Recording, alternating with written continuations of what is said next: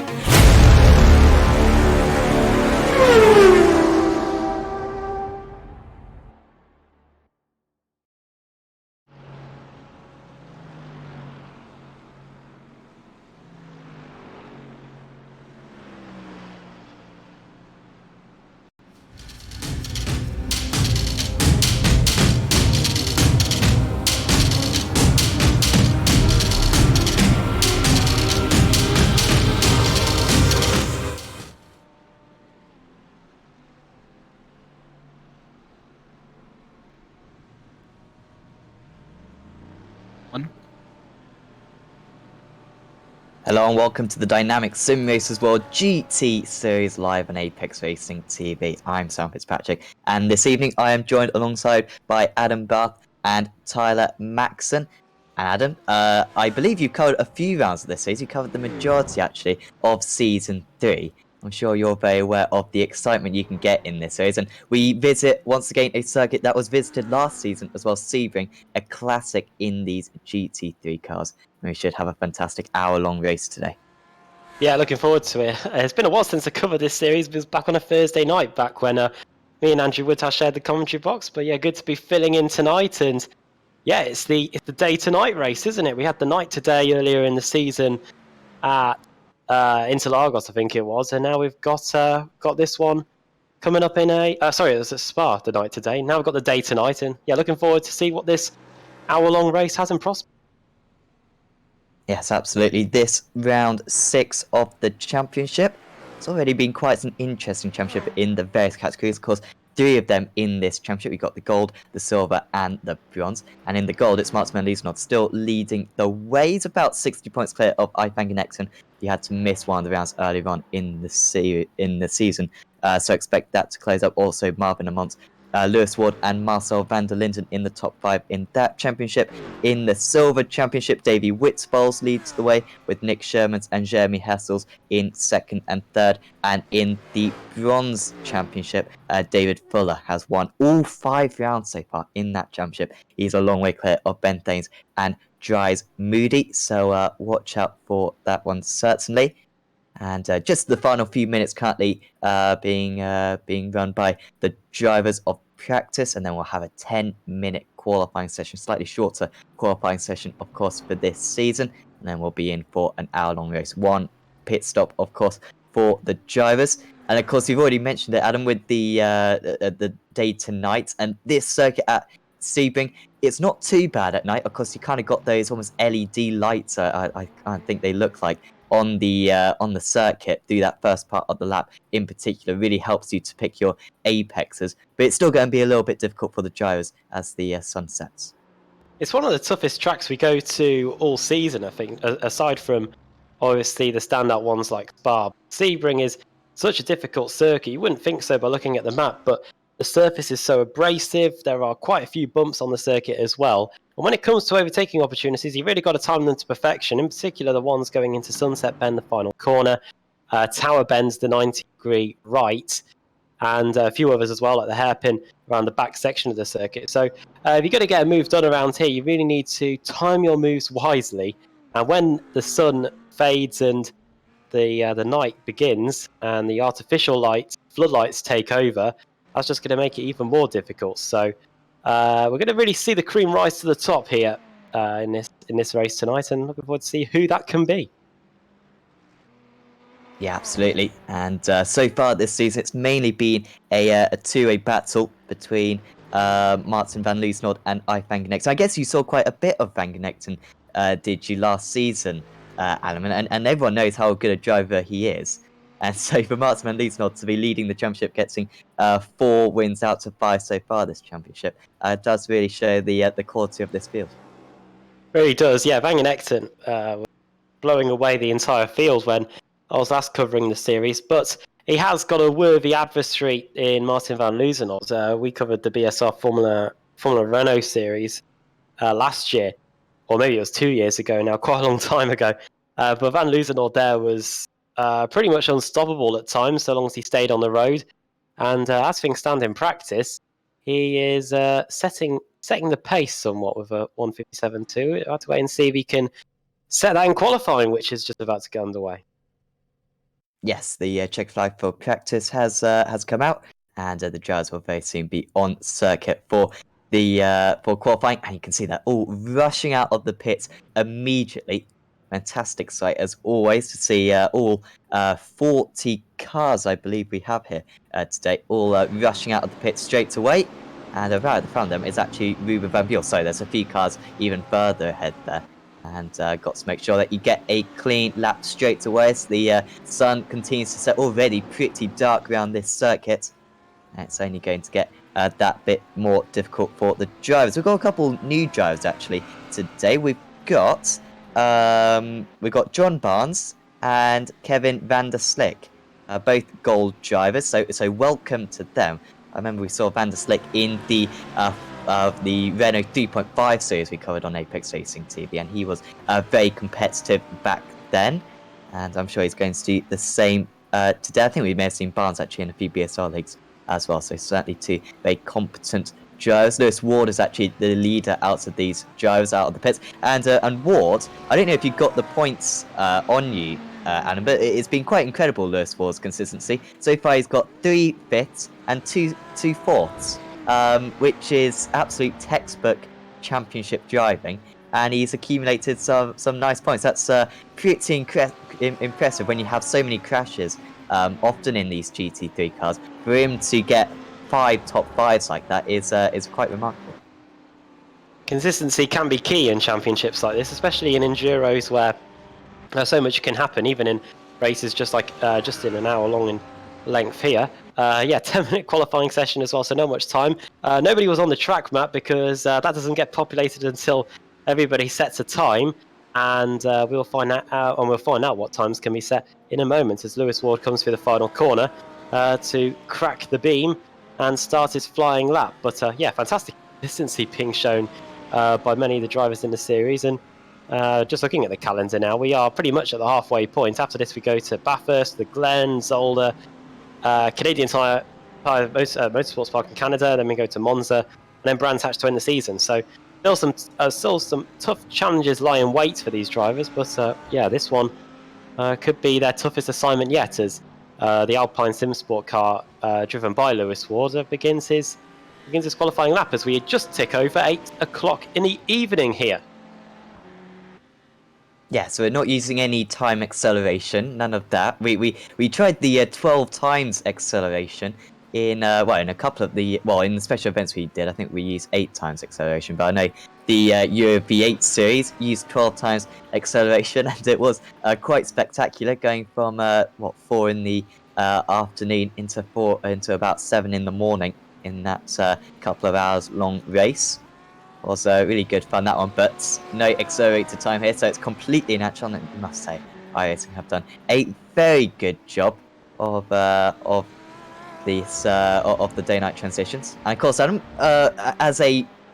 we are a British commentating team, I think, and of course one of the most famous British circuit, of course, coming to iRacing very soon. Just a quick word on that. Looks very good, doesn't it, the new Silverstone? Oh, long overdue. I was going to say, I was speaking to Andrew Woodhouse. It's not the new Silverstone, though, is it? It's the 9 years old Silverstone. It's just Silverstone, isn't it? I was speaking to Apex colleague Andrew Woodhouse about it, and they're saying that this scan is about 10 years old or something. Remarkable. But yeah, the new Silverstone, long overdue. Better late than never. But looking forward to try that out. And hopefully some other things are in the pipeline too that we can look forward to in a couple of months as well on the iRacing services. I'm guessing we're not too far away from week 13. I never keep up to date with stuff like that, but over the line goes Lewis Ward, and he puts in a 58.385, the time to beat, and immediately that is trumped by Martin van Luzenoord and Tom Mefferel in the Meraki Racing AMG car. Seemingly no Ifanganexen once again today, which is quite disappointing. Would be his second missed round. And that wouldn't necessarily be the end of the championship one, but it would be a massive setback because these drivers do get 1 drop round for the season. So if you miss 1 round, it's not the end of the world, but of course you've got to be error-free for the rest of them. But now he's going to lose a lot of points. That's not particularly good for the championship, but certainly the silver category has been the most entertaining so far this season. And of course, always that top 3 on the podium come the final 10 minutes overall is always absolutely fascinating. We always see some spectacular finishes in this series, as we have done for the first 5 rounds. Tom Mefferel currently 2nd position for Meraki Racing AMG. Good qualifying this for Tom Mefferel. I don't think he's qualified in the top 5 all season, but he's currently ahead of his teammate Bod Boland. He's had a bit of a tough season, getting involved in a couple of crashes, but there's no doubt he's got pace. And of course, one of the things that is quite unique to this series is the fact that they have a dynamic BOP. And well, there's been a little bit of discussion about the Audis and the Mercedes strengths, but it does seem as though since they added a little bit of weight to the Audi in the past few weeks, the Merc seems to have been a bit more competitive, and certainly up in second and third position. The Mercury drivers really showing that today. Yeah, they're sitting in second and third, the AMGs as things stand. The Meraki Racing R8, the Audi R8. Incidentally, the Audi R8, the production cars, it's coming to an end in motoring news. But yeah, the Meraki Racing R8 is in P7.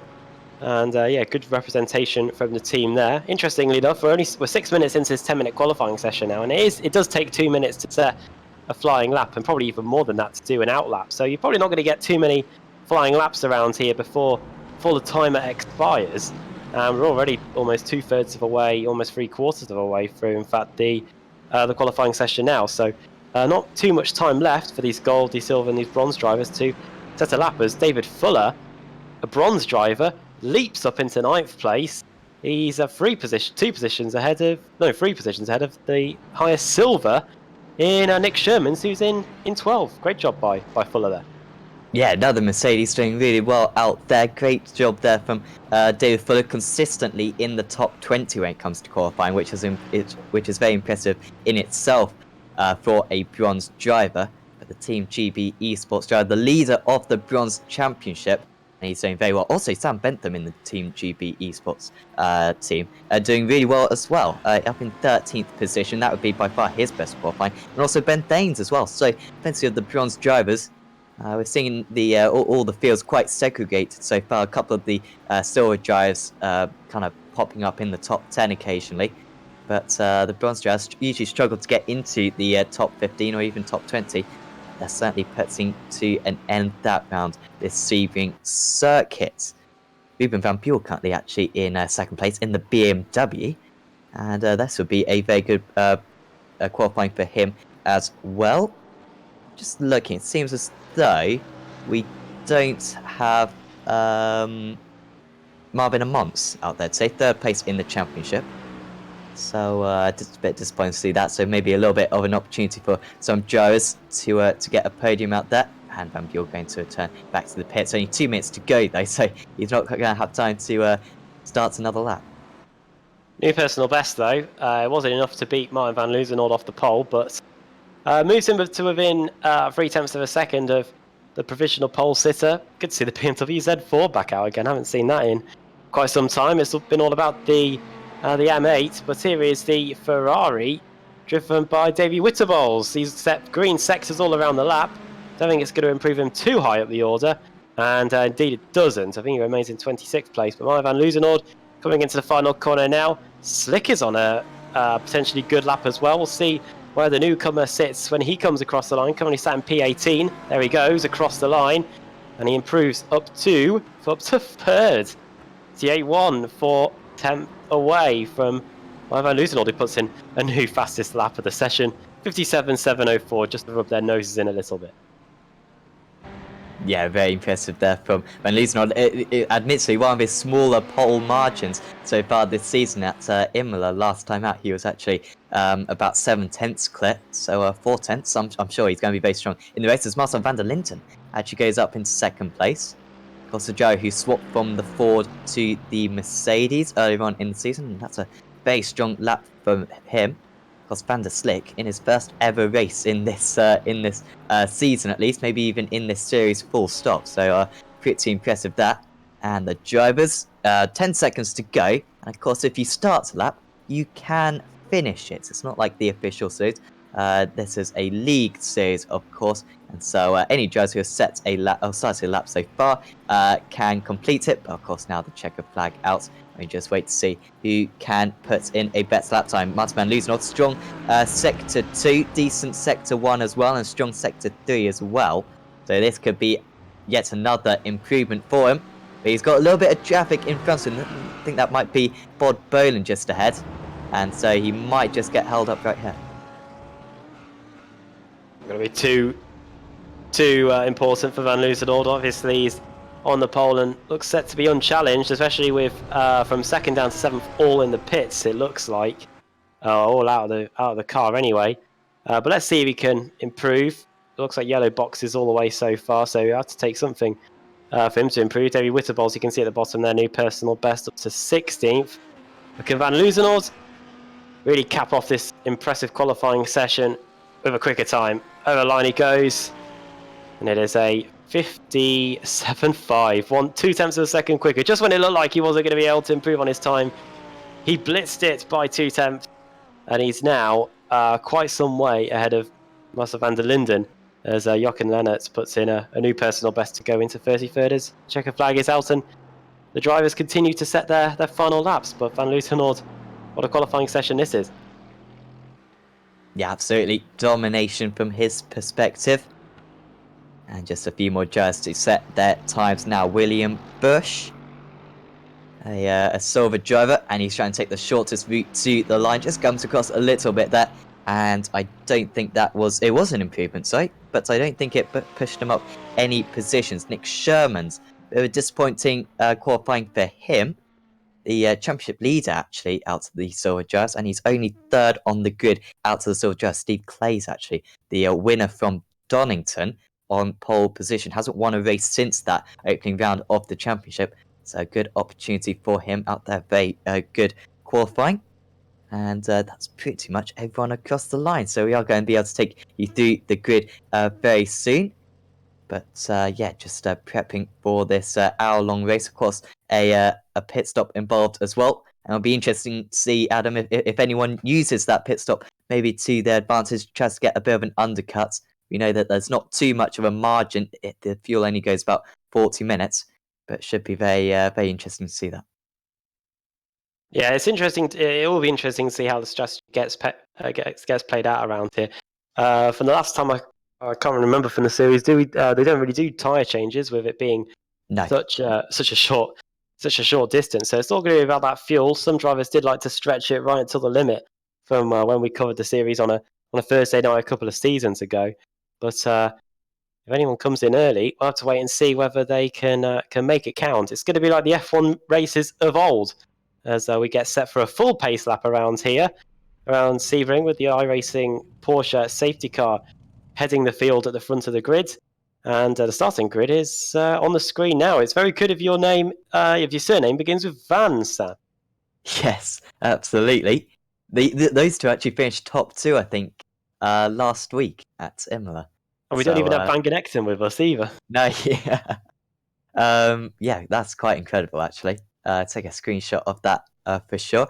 But it is Marcel van Loozenord on pole position with Marcel van der Linden alongside him on the front row of the grid. Then it's Ruben van Buell in third, Kevin van der Slick in fourth. Behind that is Tom Methville in fifth with Bod Boland in sixth. Then behind that is Lewis Ward, Dion Phillips, Ewan Marshall, and Gregory Franks rounding out the top 10. Then it's the top of the silver drivers. Steve Clays, a strong qualifying in 11th. Andrew Hopley starts in 12th. Then it's Stephen De Wolf, David Fuller, top of the bronze drivers. And then it's Seb Herbuer, Chris Miles, Davey Witzballs, Nick Shermans, Sam Bentham, and Jeremy House rounding out the top 20. And then behind that is Ben Thanes, John Barnes, of course the rookie, John McConville, Ronald Means, Theisberg, William Bush, Ben Llewellyn, Ian Roots, Scott Malcolm, Giles Moody, Kevin Burland, James Hobden, Jochen Lennartz, Lee Woodburn,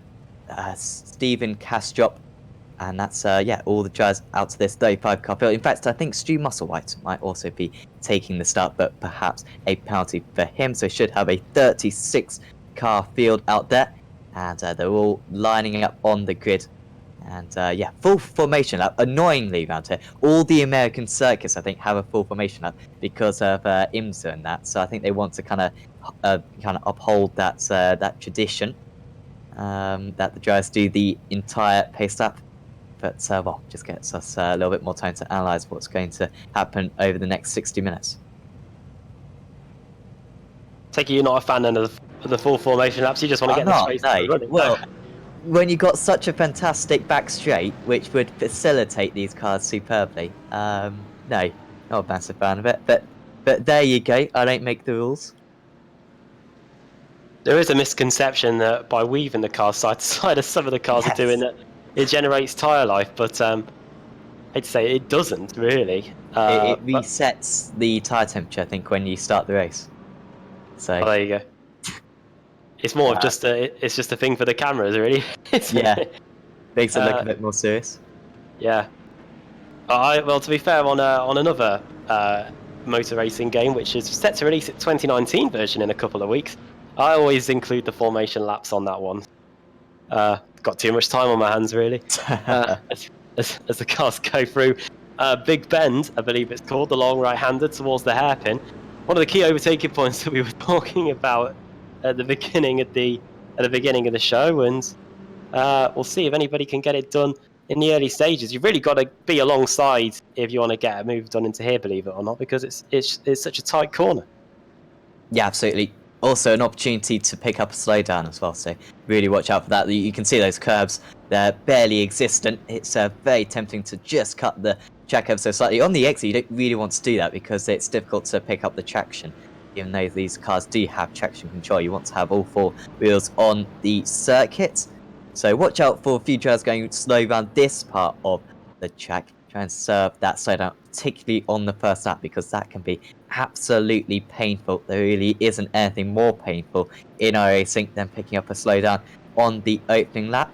But I'm sure Martin Van Loosenod will not be making that mistake. We did see last week, actually, Van Loosenod likes to leave it until the green flag comes out. Usually you see just put down the throttle just before the green flag comes out. They kind of choose when to go. Van Loosenod, they leaves it till the very last moment. Could be an opportunity for Van der Linden then. Just catch him unawares a little bit by anticipating the starts. That's really going to be his only chance of overtaking the race leader, though, I think, in this race, because Van Loosenod has been absolutely dominant so far this championship. Incredibly difficult to try and beat the pole sitter to the green lights here, just because the fact that he is in control of getting this race underway. If you're sat in second place, you're trying to work out when he's going to go, and if you get caught out, you can be as much as almost a second behind them before you're even underway here. So hopefully Martin van der Linden can try and judge Martin van Loosenord. Of course, it's up to the Dutchman to decide when to go. He can not go until the green lights come on for as much as he wants, but if I was in Van Loosenord's shoes, I'd be going the moment the safety car comes into the pits, try and give myself as good of an advantage as I can as we now come down the back straight towards Sunset Bend, ready to go. Yes, I'd certainly be doing the same thing. You can see how dark it is now. I'm not sure. We ought to have the other Tyler around, because he does live in Florida. Does Tyler Vickery. But unfortunately, he's not here, so he could just look out of his window, to be honest, and tell us when sunset is. But, well, sunset has long passed. We are in the depths of night here at Sebring. We are about to get round 6 of the DynamiXX Simracersworld GT Series underway, and the green flag is out. Not a good start whatsoever for Van der Linden. Great start for Van der Slik, who's going to be challenging Van Loosenord going into turn 1. It's side by side for the lead into turn 1. Very wide entry, but so far the driver's coming away unscathed. It's a good start for Van Loosenord, but Van der Slik, like I said, up 2 positions already. Almost got a little bit of side by side for 3rd and 4th. Trying to retaliate is Van der Linden, but can't quite make it. And, well, exhibition stuff there for Van Loosenord. Did go a little bit earlier due to the green flag, as we got side by side further down the field. Just running a little bit off the track, that's Jeremy Hessels, and he's going to lose a few positions there after a pretty good initial start. He's lost a couple of positions. A couple of cars having to take back to the pits. Andrew Hopley, Ben Taines, Ronald Moons and Ian Roots and Ian Roots all out of the race in the early stages. You can see some of them in the pit lane at the bottom of the screen, but very elbows out action in the early stages here as we go through the long sweeping bends of the second sector. This is Ewan Marshall versus Gregory Vranks. Vranks up the inside and the Audi going into the right-hander. It will go in favour of Marshall though, and the two Audis are having a fantastic scrap here, but Vranks is just going to swoop around the outside, and the Simracersworld Pro 1 car is up into 9th as they go into Tower. Fantastic scrap between those two, and now Vranks try and set off after Bob Boland, who's been able to establish almost a second advantage over that Audi within the space of 2/3 of a lap. Yeah, quite a divide now between those drivers. Also good start for Dion Fitz, bad start for Bod Burnham. Those drivers on the, well, some of the drivers on the even side of the grid kind of got caught out. Some of them really anticipated the start impressively, as we might even have a move here for third position. Van der Linden lost out early on. He's trying to come back at the Buell racing driver of Ruben van Buell. As he goes down the inside into Sunset, not too much the BMW can do. And that's a nice move there from Van der Linden. Could be under pressure going through into turn one, but should be fine this time. So that's one position brought back. Very close for the silver lead. Stephen DeWolf has got ahead of Steve Clays. So bad start there for Clays. And, well, trying to retaliate going into Sunset, but he couldn't quite pull it off. That's the battle for 12th and 13th overall. As we got a spinner into the wall. And we're going to have a couple more cars round as well. We got a Mercedes spun as well. 77, it was Chris Miles in the Team GB Esports car that was around there at the first corner. Sebastian Herberer may have had an issue somewhere too. He's way down the order. Here is a replay. See what happens. 77. Oh, he hits the Ferrari and gets sent around as well for good measure. That was probably Sebastian Herberer then in the Simracersworld Pro 2 Ferrari that got hit, and looks like Miles has got too much damage to be able to continue. So two more potential retirees. There's a good scrap going on here between a bronze car and John Barnes. John Barnes driving for Team GB, and here they go, almost wheel to wheel, going through the long left-hander. Yeah, you can go around the outside through this part of the circuit, but just holding on for that is car 3, 4, 5. And James Hopton, yeah, really nipping at the heels there. Lewis Ward trying to put pressure on Dion Fitz. It's all very close actually from second and down. Van Liesnold already with a 2.5 second lead, but very close for second position. 0.2 of a second separates Van der Slick and Van der Linden currently. And there might even be a move going into Sunset Bend. So fantastic battling amongst those guys. There they are. Looking to the inside. Is Van der Slick going to be able to defend against it? Seems like he can't. He had the opportunity to fend it off on the entry, but now he's really out wide. Can he keep his foot down? He does pretty well to case a little bit of speed, but well, he could even be under pressure from Van Buell. It's so difficult to defend going into turn one. Such a wide entry that the car behind can always kind of go for a dive down the inside. But third and fourth maintain their positions at least right then. And David Fuller up into 10th position now, the bronze driver, up 4 places from his start. Another fantastic performance.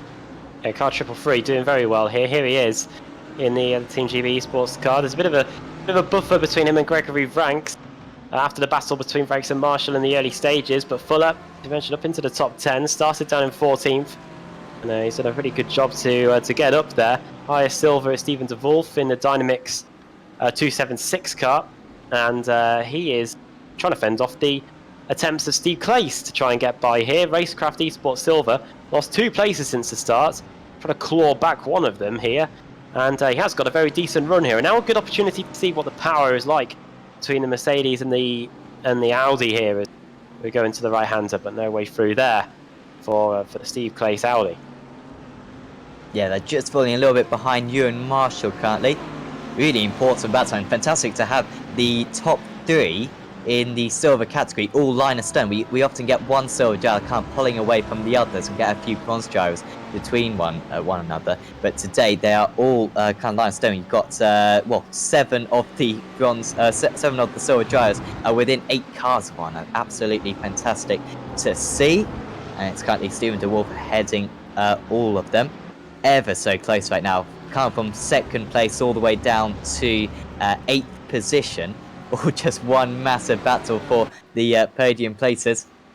But you can see that the BMW, it's such a disadvantage when you're in Van Buell's shoes, because that straight line speed, it just doesn't give yourself the opportunity to go through overtakes, and you're constantly on the defence, because the moment that you get a bad exit, as he has done from Sunset, you're on the defence going into the next corner. Really is, yeah. There are most of the corners at Sebring are like that, where if you go up the inside, you're then all of a sudden on the having to get on the defensive on the exit. Here is Davey Witterballs in the Ponty Motorsports car, getting a move done on Sam Bentham like that. Team GB Esports in all of the battles here today, as the sun begins to set even further. A good battle here between Ben Llewellyn in the Abruzzi Simware race team. He's there somewhere. Come in, Ben. There he is. Gives the drivers around him a bit of a fright. And this is a really big group of cars. We've got in front of him. We've got Tish Vandenberger. We've got James Hobden. We've got Lee Woodburn as well. So gaggle of bronzes all scrapping away in the lower regions of the top 30.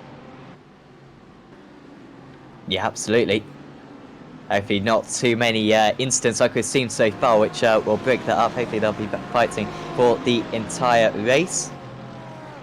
This top 10 kind of remaining relatively static at the moment, but still ever so close. Dion Phillips with a decent start in 6th position.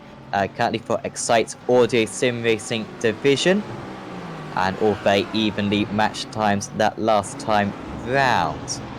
Stephen DeWolf just pulling away a little bit from Steve Clays. Now I don't know if there's been an issue for Clays, because he was really putting some pressure on DeWolf, but now all of a sudden they're kind of separated. As we go back to this battle, Llewellyn having to defend it once again, just disappears for a second.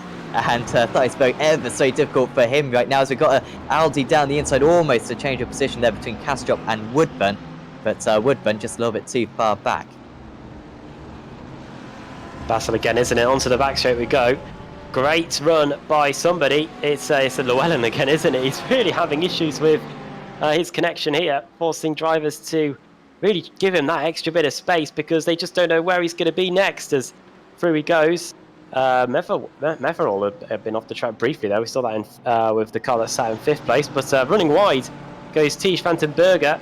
And this is just going to allow Llewellyn the opportunity to try and get the position back here as they come across the line. It is Mercedes versus BMW here going into the first corner. Something we'll see in the Formula E Championship next season. But Vandenberger just about holds on for now. But Llewellyn has got Castrop breathing down his neck too. Yeah, very wide there for Castrop, just relieves the tension a little bit there. But ever so close as well. We'll certainly come back to that later on. But the drivers so far struggling to really make these moves sit with. We've got ever so close battles, but not too many overtaking moves currently being executed. I think Kevin van der Slik knows that better than anyone else. He started in 4th position. Oh, sorry, Van der Linden ahead of Van der Slik, apologies. Oh yeah, of course. Well, Van der Slik just been following him ever since that move into Sunset many laps ago. That was on lap 2. Now, lap 5 of this race. Hasn't really got away as the Atomic Motorsports driver. Maybe an opportunity here for Van der Slik just to stay behind, you think? It's kind of shown in those early stages that Van der Linden has the opportunity to, or has the pace to re-overtake him. So there's not really any point in fighting him. They may as well try to pull away from the rest of the field together. Good opportunity indeed, yeah. And one person that's pulled away from the rest is definitely Martin van Loozenhoorn. I think it was pretty ominous from the times that were getting set in qualifying. There he is, 5-second advantage at the end of the opening 10 minutes. Marcel van der Linden can just about see him in sight, but Ruben van Buell has been doing well. You can see there, putting in a new personal best, and this 3-car scrap, or maybe even include that to 4-car scrap, is showing no signs of abating here. Hopefully we can see this all the way up to and following the first round of pit stops here. But the BMW, the Buell Racing 48 is on the move potentially in the next few laps as he sets a personal best and tries to close him down. Problem here for Jochen Lennart. Very slow coming out of that corner. And this is what happened to him. Unfortunately, I can't see this one. Okay, let's have a look for the final corner already. Oh, he hits a bump. He goes into the tyre barrier as well. Fortunately, he doesn't hit the concrete wall, otherwise his race would really have been over. Hopefully he hasn't damaged the car too much, but Lennart might be in limp home mode as he has to try and withstand the pressure from Castrop here. Looks like he's going to get through, but back to the battle for second. It's Van der Linden versus Van der Slik versus Van Buell. And then Meverall somewhere at the back of that shot. There you go. Tower bend and towards the Le Mans complex of corners. And then after that we go onto the back straight. Good opportunity to set a driver up. You won't see too many moves going on here unless they've made a mistake going out of Tower. but you'll see how far wide they go. It's almost treated as part of the racing line, that bit of concrete off the circuit. And now on to the back straight they go, where the speeds really can pick up. And towards Sunset Bend, the sun would have been in their eyes a couple of minutes ago, but it's definitely gone below the clouds now. And we're almost entering total darkness. Yeah, half or 35 minutes past 8 currently in Sim. And it is the 5th of May because, well, that's kind of default day. Not quite sure why it's the 5th of May. It's not, either solstice, or anything particularly significant. But, well, there you go. Can you pick any day in the year on iRacing for the weather? You can, yes. And it changes appropriately for each geographical location, I believe. Here's Dries Moosty. Going to see what's going to happen here. I've got an idea in my head of what's going to happen. And that wasn't it. He loses it on entry. He loses it on entry into the penultimate corner. I thought he was going to lose it on exit, but yeah, he ends up spinning it, Moosey, and he's now down in 28th place as we return to Thijs van den Berger, who is behind James Hobden, who's had a fantastic race so far. 9 positions gained. Only one driver's done better than him, and that's Kevin Bolland in the Nomad Sim Racing car in 19th place, gained 12. Sorry, also Stuart Musselwhite's gained 11 too. So James Hobson, highest bronze driver to gain the most places in the field so far, as the opening quarter of an hour comes to an end as we go into the hairpin. Yeah, very impressive, that one. As it's still these guys very close. They're all so evenly matched. We always see something happen in the last 10 minutes. Every race so far this season, I think we've seen something spectacular in the battle for the podium happen in the last 10 minutes. So these drivers might just be grinding it out. As to the inside, that was a back marker. So, well, don't worry about that one then. I thought someone picked up a slowdown. But you can see this string of cars all the way down the back straight. But all of them just, yeah, maintaining their position. You can see how quick Van Buell is on the entry to Sunset. So many different lines. You can go for a surprise move, but you got to be very confident of it, because the moment you go off your normal line, you can easily get caught up by a bump, as we saw a driver do earlier on. And once again, a very early apex there for Van Buell, just trying to make his presence known to the driver ahead. Of course, something quite important about this is you do have an incident limit, 25 incidents, which in an hour-long race, anyone who's done the Blancpain GT series will know that 17 incidents in 40 minutes is tough enough. But yeah, 25 in an hour in this. And at the moment, none of the drivers, as far as I can see, really running too close. Thijsberg is on 6, so he's got to be a little bit careful.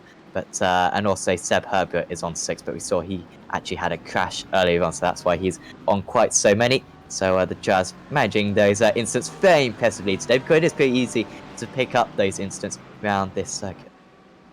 So credit does go to the organisers, because obviously all of these cars have different traits. Like the Mercedes and the Audi, both very good down the straight. The Ferrari too. The BMW, good in the corners.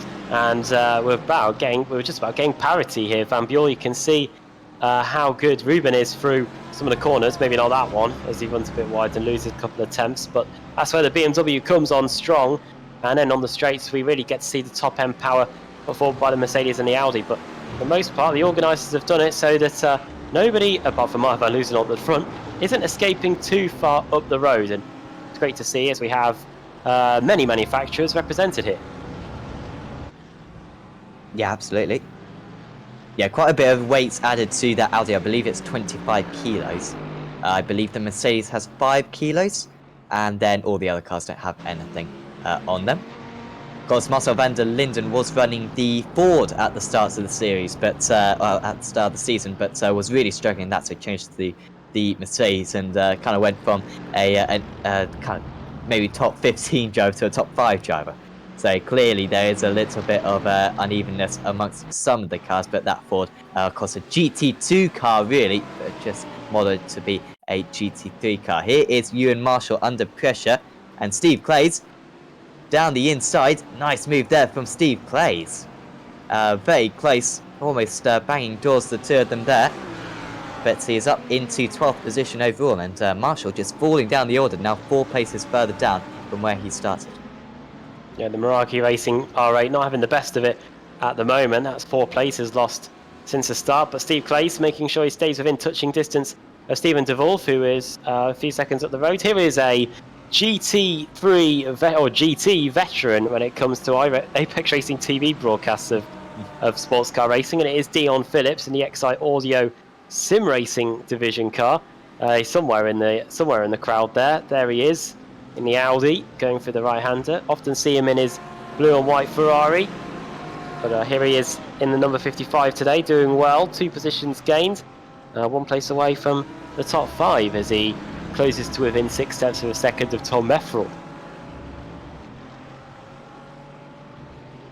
Yeah, Van Linden just managed to get away actually in the past couple of laps. He was only 1.5 tenths faster on that last lap, but on this lap just stretching his legs a little bit. Yeah, bad second sector for Van der Slik on this lap, lost about 3/10 of a second, and that has meant that Van Linden's just got away a little bit in second place.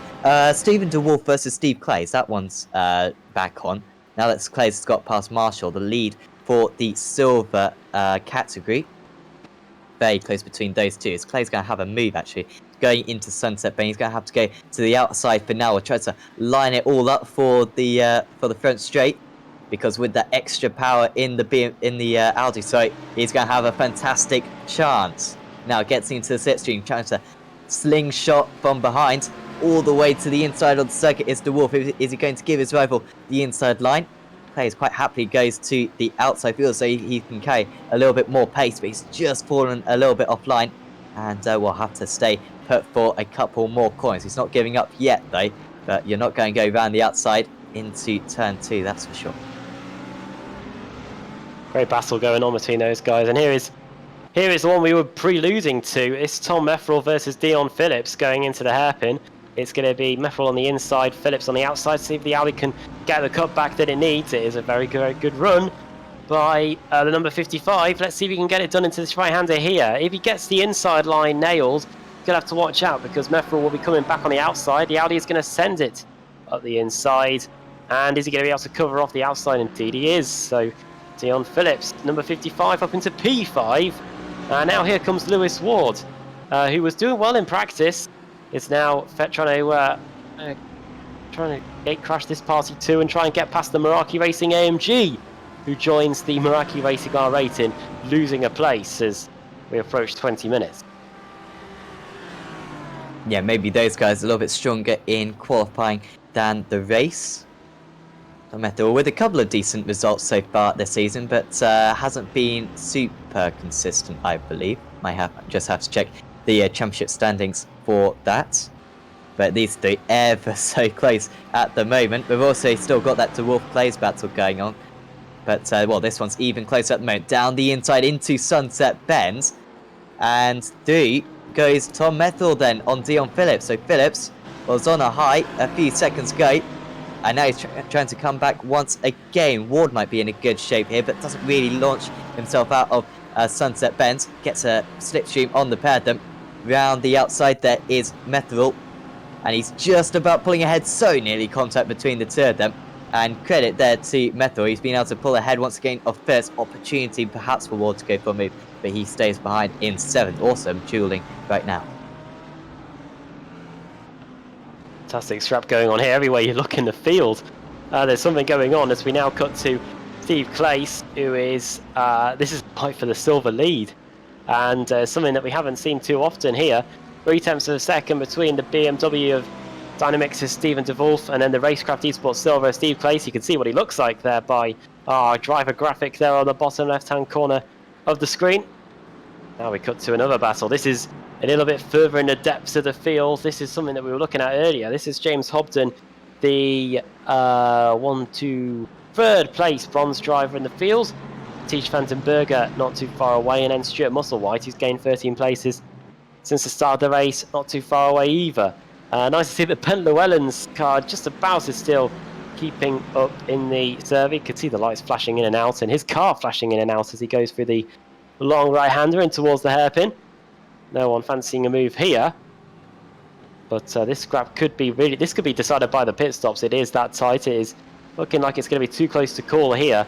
But Hobden, Vandenberger last time around was a few tenths of a second quicker, 4 tenths quicker in fact. 2:01.3 for the DynamiXX Am, 2:01.7 for Hobden. So see if this could be the lap where 24th becomes 23rd for the DynamiXX Am. No chance of getting through there, and that's really, really scuppered Vandenberger. And he's very lucky that Musselwhite isn't too far away to capitalise there. And just look at that, within the space of corner, Sam, the gap has gone out to almost a second between those two, and it looked like that number 315 was going to get the move done. Yeah, absolutely. Just falling a little bit offline. I think we've seen that a couple of times today, where if you're not on your ideal line around this Sebring circuit, it's so easy just to lose a bit of grip. Of course, the track temperature not too bad out there today, 23 degrees, so quite warm considering that this is in the night. But I think quite often on iRacing, sometimes the heat dissipation, I want to use that word, I'm not sure if that's the appropriate word to use, but it sounds about right. So the heat dissipation isn't quite so strong when you go from day to night, so expect the track temperature to stay at a reasonable heat to the end of the race. Now, of course, 8:46 in the evening, and this is well and truly dark now. This is as bad as it's going to get for the drivers, and you can see the lights on the side of the circuit really helping out the drivers. That certainly helps out myself. It doesn't help enough, really, but well, it does offer some aid for sure. As very wide there is the Simracersworld car. Is he a lap down? I think so. Whoever it is, have been able to get by him. There it is, Ian Roots in the Simracersworld Pro 2. That is Ben Llewellyn. Blinking, you miss him, literally, as Thijs Vandenberger is now behind Musselwhite and behind Ben Llewellyn as well. So it's been the lap from hell here for Thijs Vandenberger. Was trying to get 23rd place. He's now in P26 as he has to deal with a blinking car in front of him, which is not good at all for all concerned. Here is the fight though for some of the goal placings. This is Bob Boland in P8. He's lost 2 places since the start in the Meraki Racing AMG. But he's got Gregory Vranks for company now. Simracersworld Pro 1 is just 3 tenths of a second away from him as they come across the line. Vranks was slightly slow on the previous tour, but remains relatively close as they go for the first corner. And there is quite a nice group of gold cars here, which make the pit stops pretty crucial, because all of these positions could be heavily influenced if a car gets slightly slower pit stop in the pit stops, as the Manxman Bob Boland goes through the long right-hander in Dion Phillips. He was celebrating getting past a car a lap ago. Shoes on the other foot now. He's having to try and defend from Lewis Ward as he tries to keep 6th place intact. Interesting enough, Tom Mefferall was ahead of Phillips a couple of laps ago. Dion is now back down to P6, so it was a very short-lived 5th place for Dion Phillips, and he's now 8 tenths of a second away from 5th place too. So the Audi is now having to defend from the other Audi. As just on a side note, you can see the gap between the top two, 10 seconds. As here is Steve Clace, the battle for the silver win. Payne's very much on here. We have seen quite a few cars go deep into Tower Bend. No such problems for those two. Here come Clace and DeVolf through the left-handers. It does invite a move, that right-hander, but no chance of the Race Spot Esports Silver getting a move done there. And now onto the back straight, a little twitch from DeVolf. Is that going to be the incentive that Clace needs? Either way, it doesn't look like it's going to be enough, as the Audi try as it might. They're trying to slipstream up to the back of the BMW. Yeah, these two only 4th and 5th in the Silver Championship. Actually, DeWolf in 5th position, Clays in 4th. They both have issues. Clays didn't win the first round of the championship. Apologies, it was Sherman's. I was incorrect earlier on. But Clays finished 3rd or 4th in that race, and just struggled a little bit ever since then. Ben Mears on that day was actually 2nd place, but unfortunately we haven't seen Ben ever since that first round of the championship. But yeah, Clays with 2 non-finishes so far, and De Wolf with one himself, and also a little bit of a dodgy round at Donington as well, the opening round of the championship as well. So bit of a tricky start to the championship for these guys, and with Davey Witzbol's only just behind them currently, really is important at this mid part of the season to start clawing back whatever points they can, and hope that Witzbol's for Ponty Motorsports, of course, has a couple of issues. But yeah, so far Clay's really not being able to make that move. Here is Moody and also Berg as well. And Moody is going to go down the inside here. Could be contact between the two of them. But Berg was very generous there. Now he's going to be under pressure from the car just behind. Does he defend too much? No, doesn't need to in the end. Castrop staying behind. But yeah, nice move there from Dries Moody. And up into 26th position can go chase down Ben Llewellyn. As once again Clays, he's getting closer. I don't know how he can get any closer than this. And like you were saying on the previous lap, Adam, this corner does give an opportunity for an overtake, but just a little bit too now. Now, would he go for the surprise move? He can go for kind of the mugging there into that next corner. But once again, staying behind, and he just cannot get that launch out of that corner going into sunset seemingly. He's only 0.15 of a second behind, but well, it's very much single file on entry.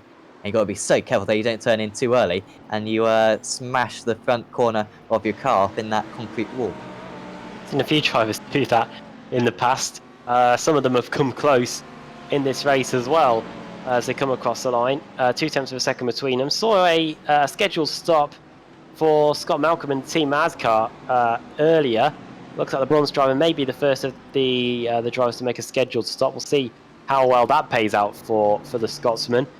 But as of yet, the big players are yet to put their hand out in terms of what stop they're going to make here. And this means that this battle for the silver lead is going to continue onwards through the long right-hander. Stephen De Wolf last time around, a couple of tenths of a second slower, almost half a second slower than Davey Witterbols. 58.7 for the silver leader in the Dynamics car. 59.2 for 58.7 for Steve Clace. But all of a sudden that doesn't matter, because here comes Davey Witterbols.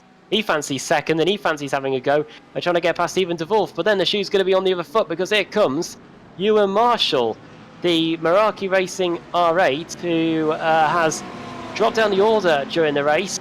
Fancies a bit of a resurgence. He's lost 5 places, trying to reduce that to 4, but some good defensive driving there by Witterbols means that Ewan Marshall has to remain pondering where he's going to get this 13th place from. Yeah, he's done well actually after that bit of a tricky start to hang on to these guys. Has Marshall probably benefited a little bit from these guys fighting quite so much. It just shows that if Glaze isn't careful, then Witterbols is going to get past him. Maybe a pit stop at this pretty much, well, 7 seconds away from the halfway stage of the race. A pit stop could be a good manoeuvre right here. Bentham trying to pull off a manoeuvre on Hessel's currently just behind this, but failed to execute the move. But a decent exit actually for Bentham. I think just had to get out of the throttle on a corner exit. They're both running across the BMW, and they are keeping up with that battle ahead, so they don't want to fight too much. But down the inside into turn 1 goes Bentham, but the Team GB Esports driver, who's 6 seconds behind his teammate and championship leader and race leader David Fuller, can't get past Jeremy Hessels for now, but it's ever so close. So only 6 seconds off P10. A resurgence in the battle for 3rd position. We've now got 3rd down to 9th, separated by just 4 seconds once again. They had pulled away from one another a bit, but they're ever so close once again now, which is fantastic to see, especially seeing that we're going to have the pit stop spacing.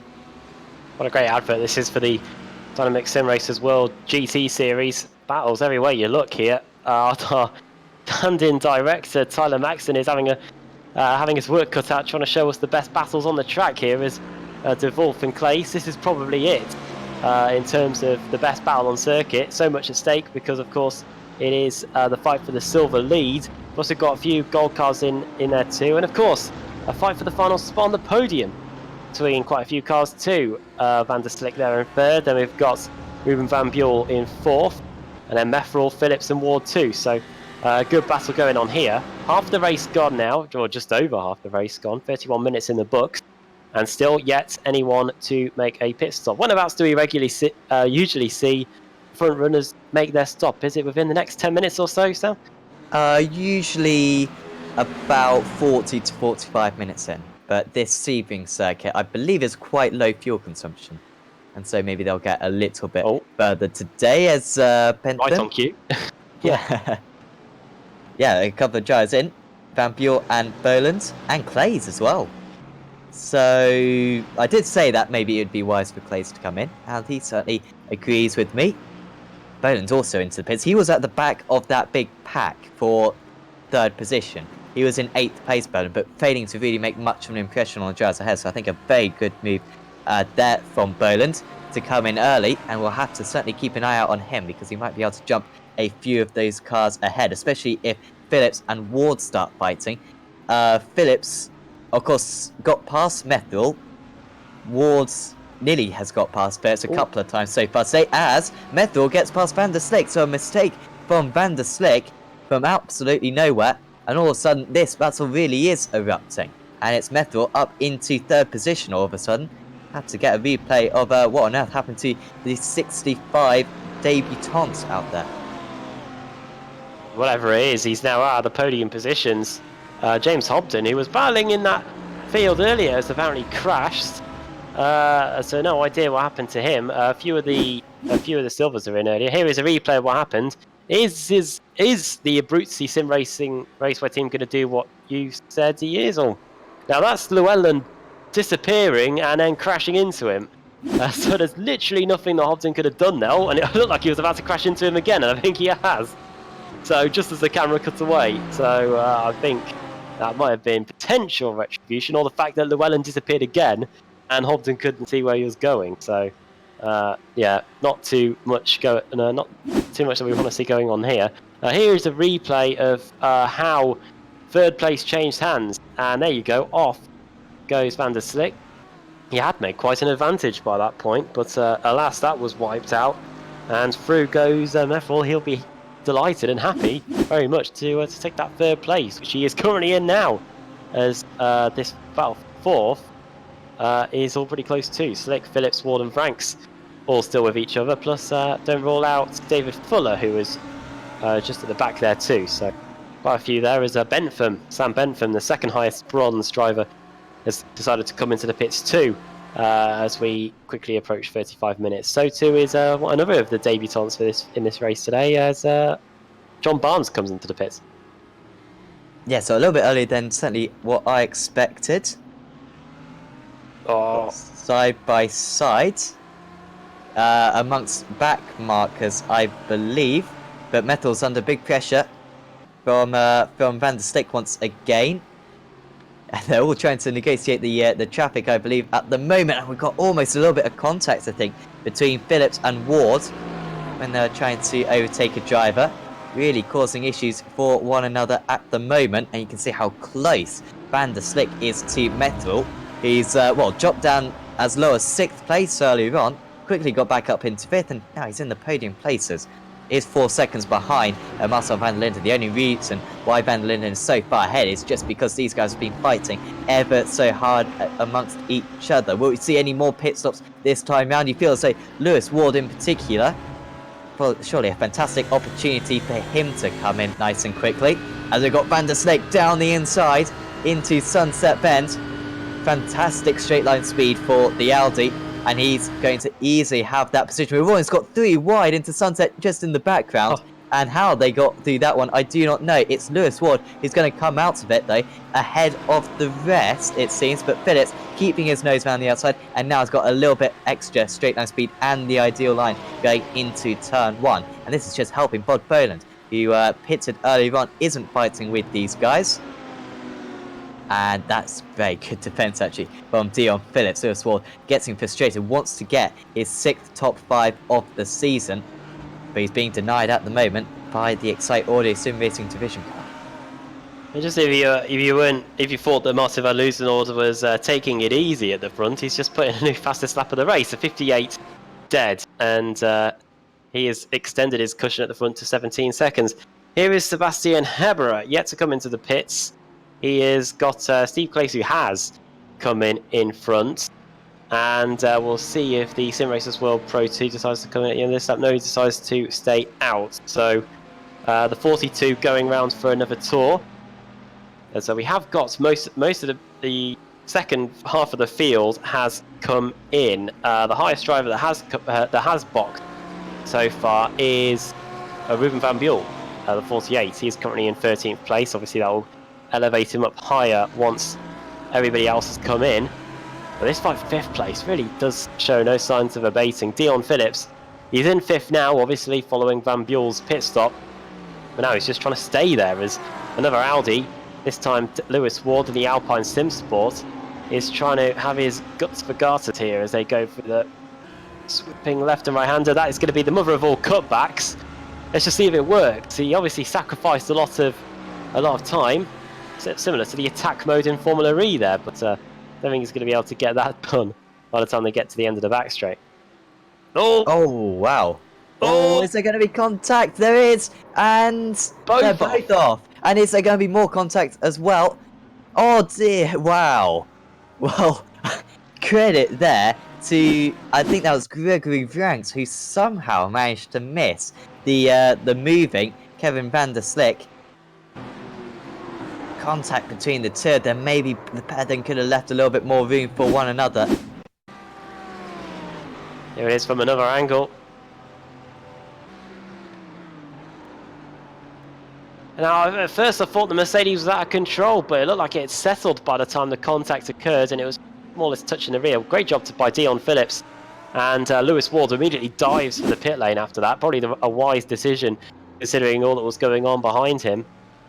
What has resulted in all of that is that Slick has come into the pits. In fact, both Slick has come into the pits, but I think Meffel has decided to continue. So where will Boland be in comparison to the drivers who have just come into the pits?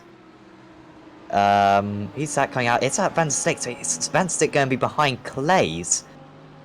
And Clays, remember, was outside the top 10 earlier on. And we're going to have more side-by-side action. Van der Slik is always going to get past these guys eventually, I think. But yeah, that's how much time Van der Slik has lost. He's going to be outside the top 10 when all the pit stops are shuffled out and having another mistake there, picking up more incidents, of course. And that is not good for him whatsoever. Also got Clays and Marshall going side by side. And almost contact into the hairpin they go. And I think there is a little bit of door banging between the pair of them. Just moving ahead at the moment is Steve Clays. And Marshall having to pull back in behind. I think Marshall may have jumped Clays at the pit stops. He's trying to jump him going into this next corner. And that's a fantastic move, but Clays coming back again. And just cannot get the power down. That is fantastic battling. And Clays, so patient, gave his opponent the corner there because he knew that he could get a better cutback and a better exit. And he executed that perfectly.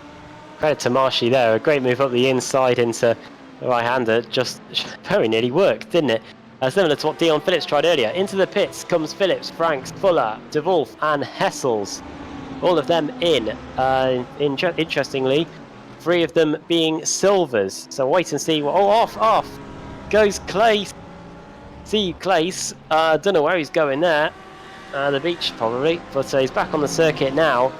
And he's down to 17th place. Steve Clace, who have been into the pits, down to 17th place now. And I wonder how crucial that could be with the likes of De Wolf and Hessels and McConville all coming into the pits at the end of this lap. Yeah, he'll be kicking himself for that one. So, where is... Boland had a poor pit stop, I think, or something bad happened to him because he fell behind the likes of Clays and Co. And everyone coming out of the pits now, it's all happening a little bit earlier than we expected, these pit stops. Just a few drivers who haven't pitted yet, so... Yes, it's okay. Just under 20 minutes to go, so time running out, obviously. And yeah, we've only got, I can list them now, Van Loozenord, Van der Linden, Mefferel, Witterbols, Kevin Boland is yet to come in.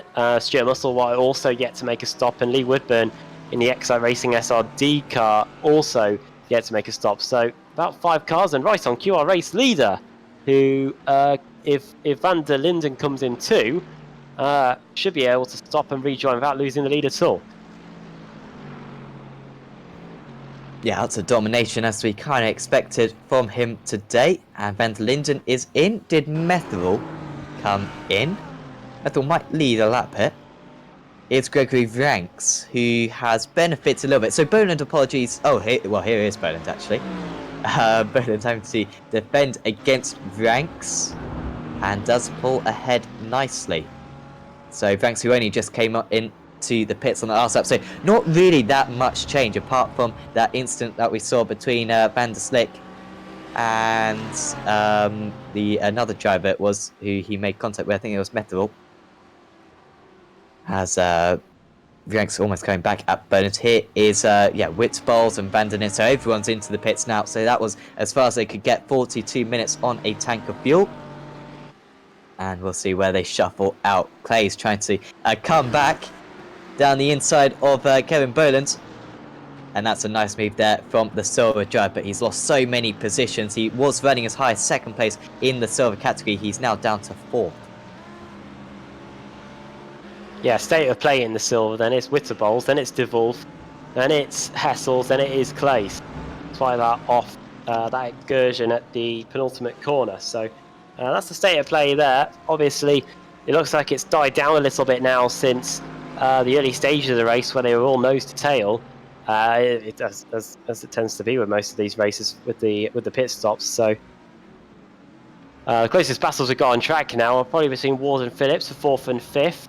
The pit stop windows worked out an absolute joy for Phillips, because he's now up inside the top 5. Van Buell is now up in 3rd.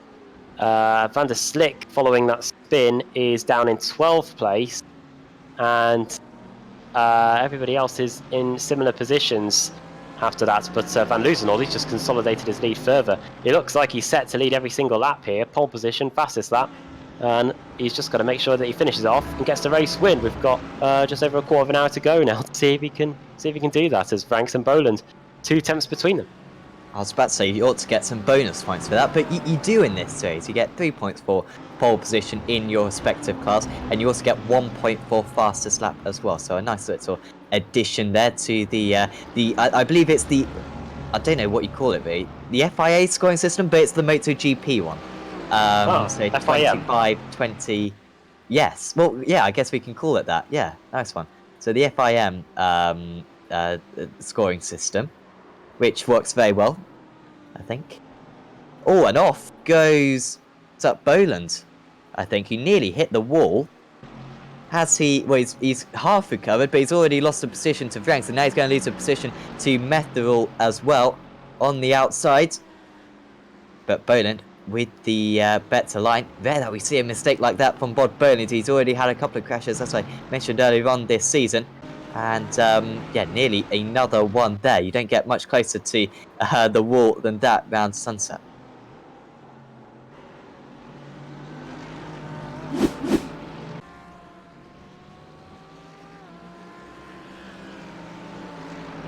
Close scrap here between Vranks and Boland.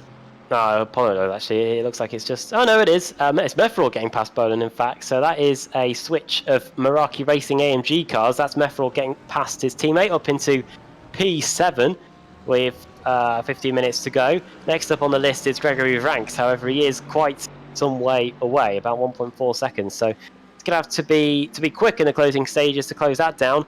I have to hope that he may have some tyre life left that nobody else does. Still close between Witterbowls and De Wolf, so the battle for the silver lead is still very much alive here after the mandatory pit stops in this race. Witterbowls and De Wolf just separated by 3/4 of a second, and then Slick and Marshall, 0.6 of a second between those two. Good battles going on outside the top 10 as we look at this battle here. Outside the top 20 between Bush and between Sherman, just 0.2 of a second between them. 2 silvers going at it here for a bit of a wiggle there on the exit. And here is Clace feeling the pressure from Benford. Okay, they just make that move, Clays. Nope, it's Bentham actually trying to retaliate against Clay. So the Racecraft Esports silver driver struggling to pull away because his teammate out in the lead, of course. Very successful team, Racecraft Esports. We're very successful in the Rain 3.5 championship, at least, that we covered. Of course, Matt Van Liesenold winning the vast majority of rounds in that championship was absolutely superb. Hopefully we'll have something similar to that on Apex Racing TV in the near future, but well, plenty of the car not so popular. Certainly, the single seat is not so popular on iRacing as it stands. But these GT cars just continue drawing the drivers in, as you can see this evening. And now we've only got 13 more minutes to go. These races always absolutely fly by, and we're getting into the period of the race where usually we have something spectacular happen. And well, Lewis Ward is trying to cause something spectacular because he is only 0.3 of a second away from his first podium of the season. I was saying earlier on, whilst he was running in 6th or 7th position, is he going to keep up that 100% record of getting top 5s in every race so far this season? But well, it looks as though he is going to be able to do that, and maybe even more. Kevin Van der Steek has been removed from the server. Not quite sure what that is about, so disappointing for Kevin after a really good run earlier on. He hasn't hit the incident limit, has he? Nope, don't think so. No one's really got anywhere close to the incident so far. Interesting, yeah. Not how he would have wanted his debut to have gone, but yeah, down to he's out of the race. And the leads John Barnes left as the default highest debutant here, making his Simracersworld GT Series bow here today. Here it is, a battle for 7th and 8th again. Then it's two teammates. Don't know how hard these two are going to go at it, obviously, because of that. But Mefferall and Boland, 7th and 8th as we have just over 10 minutes to go here. And obviously you're not going to send it up the inside if there's the opportunity to take your teammate out. Maybe speak to a different team about that. But maybe speak to the Haas team. They know about they know about that. Oh, that was painful to watch the other week. Why did they fight? Absolutely shocking. But there you go. And also, of course, Rayman getting the driving over the pit lane line. The oldest mistake you can make in motorsports. Forward to the Netflix season 2 of the Netflix documentary already. Yes. After all of these asses, I think the bleep machine for Gunter Steiner is going to be working overtime. Speaking of working like a machine, Martin van Liesenold, perfect segue, 21 seconds ahead. He's in a class of his own here, Dutchman. Wonder if he'll be going to the Dutch Grand Prix next year at Zandvoort. Interesting to see what they do to that circuit, because I would personally say it's not ready for F1, but we'll see about that, as Lewis Ward is ready to assault Ruben van Buell for the final spot on the podium. Van Buell has done well to get up into the podium positions. Lewis Ward's trying to gate crash and stop monopoly of the vans on the podium, as David Fuller, the bronze leader, is not in the bronze lead anymore. Oh dear. The Team GB Esports car is done for the day. It looks like. No idea what's happened, and Sam Bentham has found the bronze lead in his lap with 10 minutes to go. Well, it's looking like it was going to be 6 out of 6 for David Fuller, and that's the first setback. Such a shock about that one. Has had connection issues, I think, during the race, and so maybe something like that has happened. It might appear on my screen any moment now. I'll certainly let you know if it has shown him failing to connect. Just a word on that Zandvoort circuit. I think if it's anything like the Monaco race, I think it could be quite good. You don't need to have lots of overtaking to have a good race.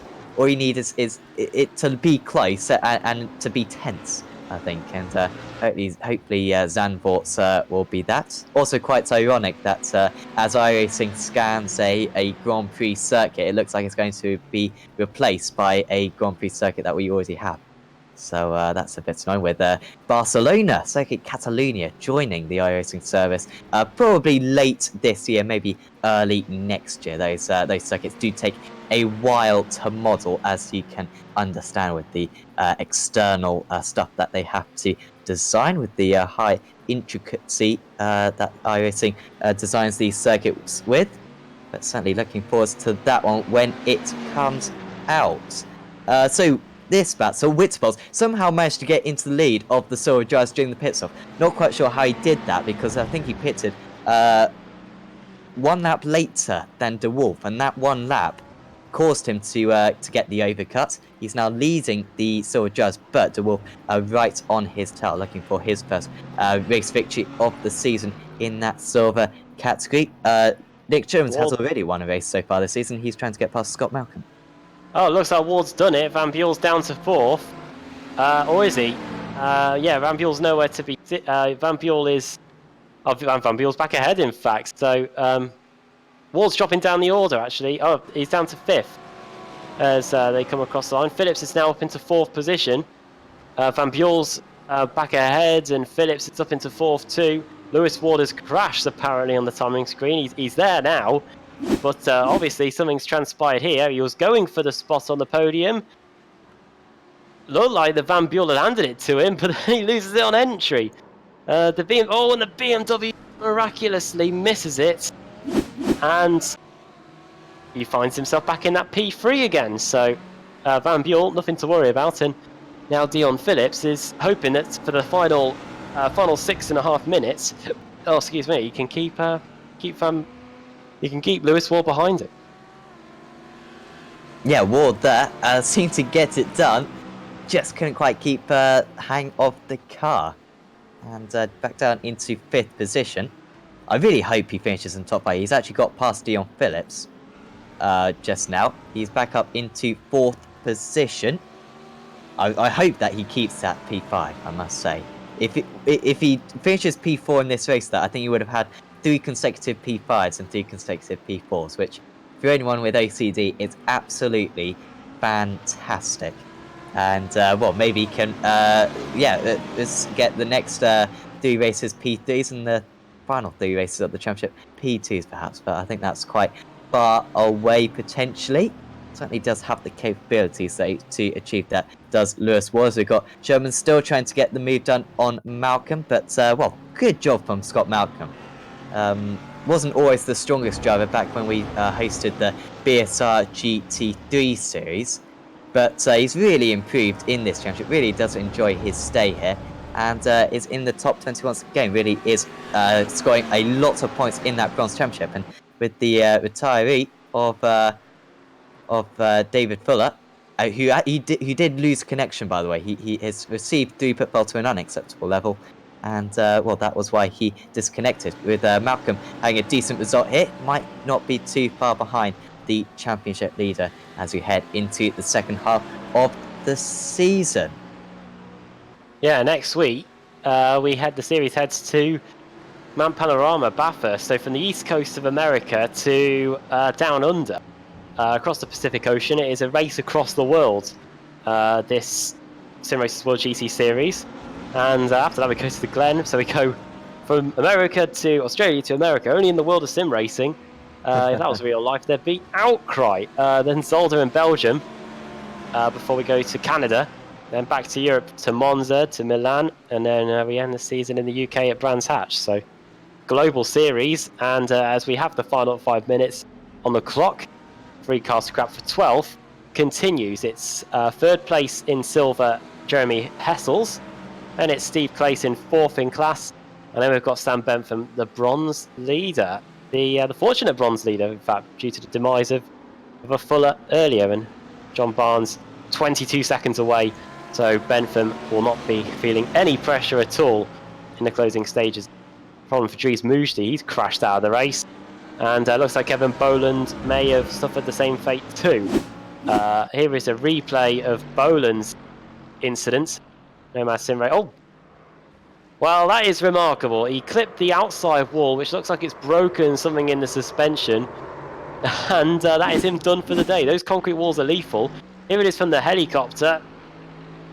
Oh, yep. Oh, dear me. Lapse in concentration, perhaps. You just don't expect that to happen. And that is the end of Kevin Bolan. Here is Ben Llewellyn. Now, he has been notorious in this race for blinking in and out. There he disappears, there he appears, disappears. May have been the reason for him being shown up as having crashed. And Lewis Ward is coming up to lap Llewellyn now, so that could get pretty interesting. And speaking of interesting, fight for 14th, 13th between Clace and Bentham. Silver versus bronze at stake. With, Yeah, we also had a change of position for the lead in the silver category. De Wolf is now ahead of Whitfield. That change happened a couple of laps ago, I think, so very important overtake there. Stephen De Wolf now up into 9th place overall, and looks like he's going to win his first race of the season in the silver category. He did get a 2nd place at round 2 of the championship, I'm just looking. And yeah, that would be fantastic for him, and would promote him, I believe, into 2nd place in the championship. He'd go up 3 places in the championship into 2nd place, but still got to survive for a few more minutes yet. Steve Clays will be feeling us today.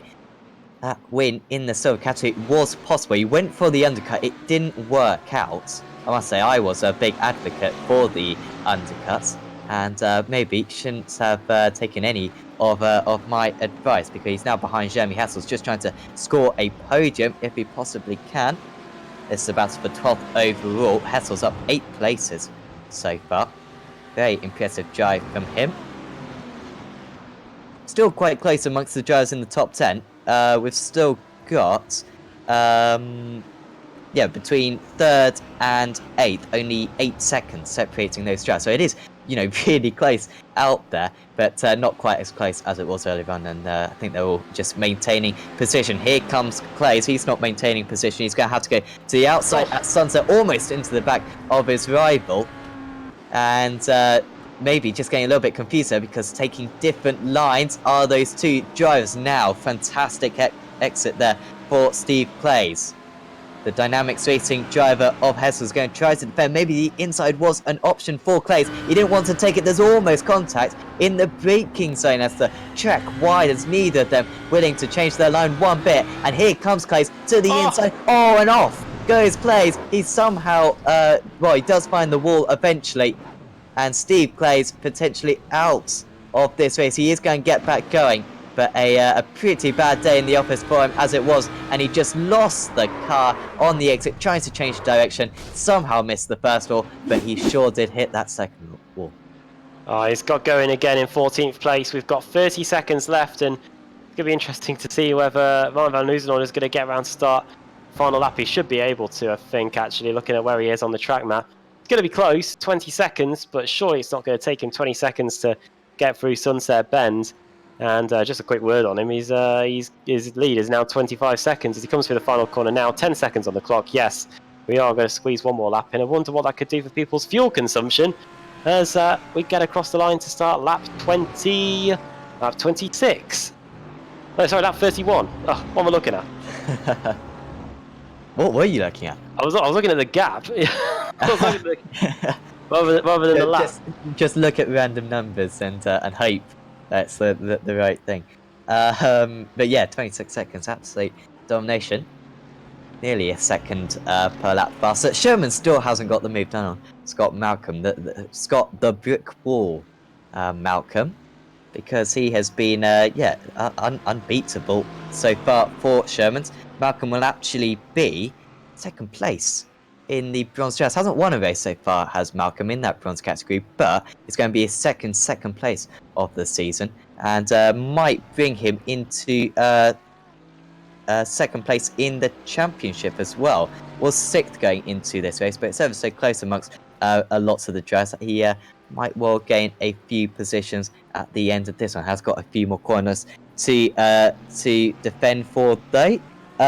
Also, Marshall's trying to defend against Hessels and Metal trying to defend against Franks, but that's pretty much the only battles going on. And really, I think we're going to have to pay our attention to the race leader relatively soon, because he's only about quarter of a lap away from yet another victory. 28 seconds ahead. Here is the Metal of Franks battle. Franks, quite a late attack here. He's had a bit of a quiet race just at the back of this kind of top 8 battle. But all of a sudden, really throwing some pressure on the driver currently running in 6th place. But we are going to have to go to the race leader now, Martin van Loosenhoff for Racecraft Esports Gold. And after Ifang and Ekton put up a strong challenge against him in the early rounds of this championship, he has dominated ever since. 5 out of 6 for Martin van Loosenhoff. He wins at Sebring, and by a healthy margin as well, half a minute ahead of Marcel van der Linden. We'll quickly go back to that Malcolm Sherman's battle, I think. Actually, no, let's watch this one, Metal versus Franks, because all of a sudden, very close. Defending right to the inside of the circuit is Tom Metal. Franks is going to have one last opportunity. Can he find the inside? No, there's just not enough space. Now they'll both just drag themselves to the outside circuit. Fantastic pace there from Franks. He just cannot hang on to it though, but he might be able to square off the corner as Metal is all over the place. It's going to be a run to the line. Can Franks get the run? No, it looks like he isn't quite. Just had to get out of the throttle at the last moment to avoid the wall. And here comes Stephen DeWolf. He is going to win in the silver category for the first time this season, and he had to work for it a lot. Stephen DeWolf, your silver class winner. And just behind that, it's going to be Sam Bentham. Team GB Esports. It's going to be 6 out of 6 for Team GB Esports, and it's Sam Bentham's first win of the season as well. Whilst his teammate faltered, he certainly did not, and he takes a large chunk out of his teammates' lead in the championship as well. Wow.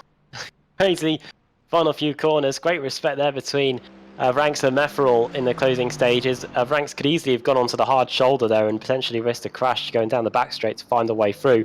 But in the end, he wasn't able to do so. Just 2 more cars left to finish. Here is John McConville, who is going to gain 8 places to finish in P15. And then it's just Sebastian Hebera after that. He's coming for the final corner in the Simracersworld Pro 2. Number 42, Ferrari there. And he's going to finish in 16th place. And that is it. And a pretty entertaining race from day to night. Started the race with the sun, with the dying embers of the sun, really, over the Sebring International Raceway. And now we enter in total darkness. And the race results are on the screen. So race victory for Martin van Loosenhoff. Marcel van... Oh, my results have literally gone everywhere. Second place. Second place for Marcel van der Linden. There we go. Ruben van Buell finishing in 3rd.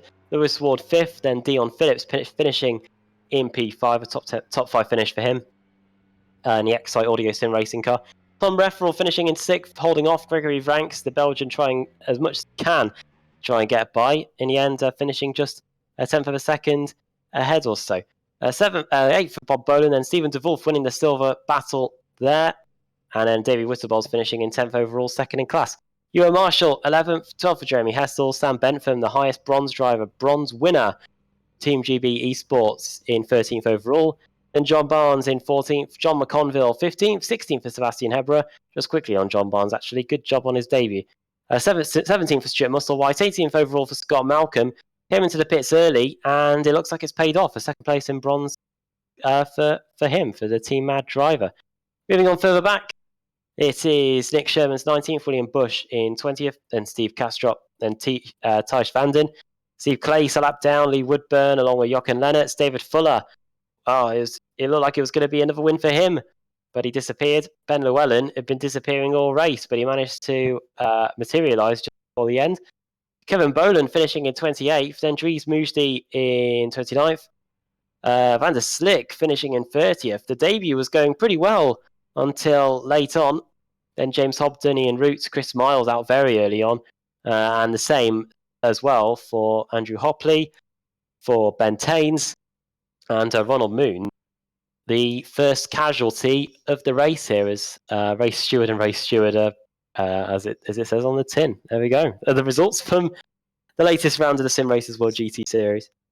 Yeah, they had to change their names to Race Steward because I kept on getting confused about which drivers were starting the race. I just thought a few drivers didn't start the race, and so they actually had to change their names just to facilitate for my incompetence to make it very much clear that they are race stewards. They're not race drivers.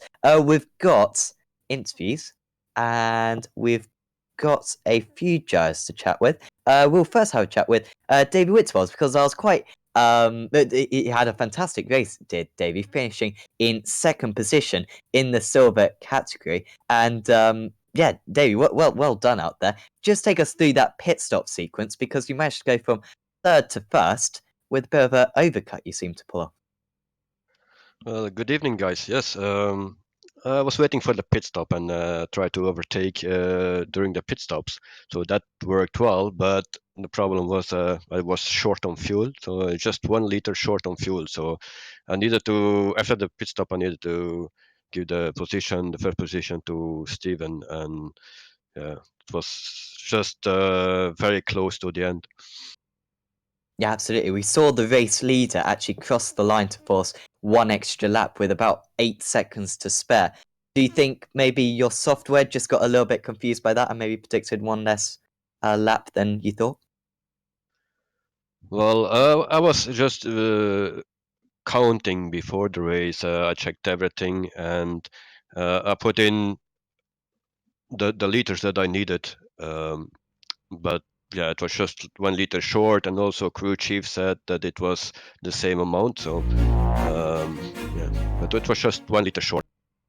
Yeah, absolutely close. But you've still got a healthy margin in the championship. Considering that you missed the first round of the championship, you must be delighted with how the previous 5 rounds have gone. Well, yeah, the previous 5 rounds were very good. But the problem is, or not, the luck I have is I'm not the fastest driver or have the fastest car, but Steve Clay's had good. He got 2 qualification bans, so he's pretty fast, and I think he's the fastest driver in silver. So because of the qualification bans, it was good for me, and also Nick is very fast, and he had an accident last race, so the luck is on my side.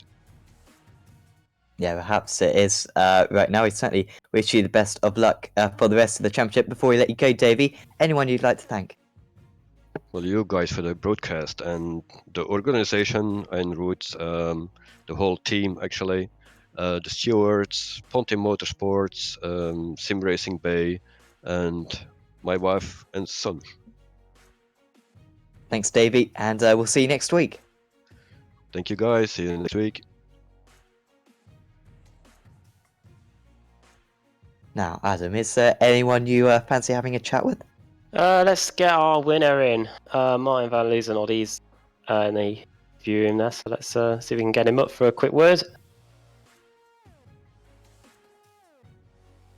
And here he is. Well, Martin, it was pretty easy for you. Was it as easy as it looked out there? Hey, Adam. You alright? Haven't spoken to you in a while, I just realised. Yeah. How you doing, mate? Yeah, good. Nice. Well done. Yeah, race was good. I wouldn't say easy because it's a tough track, and also going into the dark is a bit tougher than expected. But yeah, overall was a good race, and yeah, tried to stay on the off tracks and stuff like that. So yeah, kept the focus on that. Towards the end as well, there was a bit of traffic to contend with, and when you crossed the line, there was about 5 or 6 seconds left on the clock. Did that cause any issues with the fuel at all? No, didn't cause any problems. I think I didn't have much left in the tank, but yeah, I was on the edge. Let's say that. Been a good result for you here today. Next week we go to Mount Panorama Bathurst. You're gonna be ready to tackle the mountain, I should say, when we go there next week. I think I really love the mountain, so I like the tougher tracks. So yeah, let's see what the Audi does, because I only driven that track with a Mercedes. So Yeah, it's gonna be fun. It's gonna be a lot of wrecks as well, I think. Great. Well, before we let you go, do you want to send a quick shout out to anyone? Yeah, I want to shout out to all the sponsors, to you guys for the broadcast again, and to my team. Great. Well done on the win. It was great to see you out there. 25-second gap, I think it was by the time the race finished, and see if you're able to replicate that next week at Bathurst. Yeah, we're gonna try. Cheers. Thanks for speaking to us, mine. We'll see you later. I think next up we are going to have a chat with Sam Bentham, because of course he won the bronze category. And Sam, well done. You must be really pleased with that. Your first win of the season. Yeah, kind of. I feel a bit bad for Dave, really. Obviously, as my teammate had some connection issues. It was sort of comfortably leading, and then suddenly just comes on Discord like my game's frozen. I was like, oh, what a shame. Yeah, I'm sure that was. I'm sure that those words were very genuine. I'm sure. Oh, it's mixed, you know. Like obviously, you want to actually fight for it, really, and you want the team to do well. So it's also a bit of a shame on that front, but yeah, I'll take it, I guess. Yeah, absolutely. Still 13th position though. Fantastic result. You and your teammates seemed really strong today, particularly in qualifying. Did you guys just find a really good setup for today? Well, I drive a different car to the other guys. I drive the BM, and they both drive the Merc, so I can't speak for their setup. To be honest, as far as I'm concerned, it's I really like this track. I could basically turn laps forever, like in my sleep. I've genuinely had dreams about Sebring. Like it's I've just done so many laps here that it's kind of all right. So I'm slow everywhere, but slightly less slow here, I guess. The other guys, I think, spent a lot of time working on the setup, so kudos to them for that. It was And in those closing stages, you were on the tail of Jeremy Hessel's. You had a few cars in front of you that you maybe thought you could maybe catch and pass, but due to the fact that they weren't bronze drivers, were you just holding back a little bit? Yeah, you know, even if it was 14th, 13th, 12th, 11th, I think was the thing, and I was kind of like, well, I'm not going to get any overall points, even if I pass like two of them. So I'm just going to sit tight and let them. Especially, it's one point where I had a run on, I think, Jeremy and Steve. Not was his name Steve before he binned it. Someone crashed at a turn one, but just before that, I had a run on two people into sunset, but they were already too wide, and I was like, I'm leading my class. Do I fancy going three wide into sunset? Not really. So just sort of hung back and just brought the car home, I guess. Yeah, absolutely. The right thinking there. And next up, we head to Bathurst. Is that one that you're strong at? Reasonably. It's one of two things at Bathurst, right? You're either quick or put it in the wall. I'm sure lap one will be fun as always. I'll just put the work in and see what happens. Well, it's been great to watch you out there today, Sam. Anyone you'd like to thank? Just my teammates, really. Just Dave, Chris, and John as well. I've had a few. I'm sure you've seen on stream a few bad races this season. A few avoidable incidents, and there are a couple of things where I was really, to be honest, quite upset about things. And to my teammates, always like, it's all right. You'll get it back. You're quite quick. You just have to be a bit more sensible. These kinds of things. Ian Roots actually as well, who is, despite the fact he is a competitor and doesn't have to, obviously he runs and cares about the league a lot, and especially should be giving me some really good advice. So I should probably thank him as well. Absolutely. Just one final word, Sam. Your Discord name, as an A-level maths student, it causes a shiver down my spine. Reason for your name? It's been my online handle for as long as for those watching who can't see it, it's Super Integration. It's been my online handle for as long as I can remember, since I was a 16-year-old who really liked maths, and now I'm 24 and don't like maths as much, but it kind of stuck, so I just use it everywhere now. Nice one. Fantastic talking to you, Sam. See you next time. Sure, see you.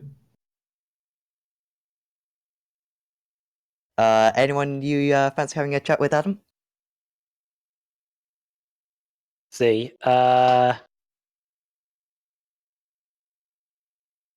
speak to Scott Malcolm because he finished second in the bronze class today. So we'll drag him up for a quick word. Scott, the early pit stop looked like it paid off in the end. The second place in the bronze category today. Yeah, I thought I'd try something a wee bit different for the last couple of races. And I'd seen David kind of had issues, and I thought, God, I'm going to win this. But then I forgot Sam was bronze as well, so kind of put paid to that. But I thought I'd try something different, and it seemed to work out. How was it going from the day to night today, especially at a track that's pretty difficult like Sebring? I actually enjoy driving this track. Done like quite a lot of other series, and I seem to do quite well here.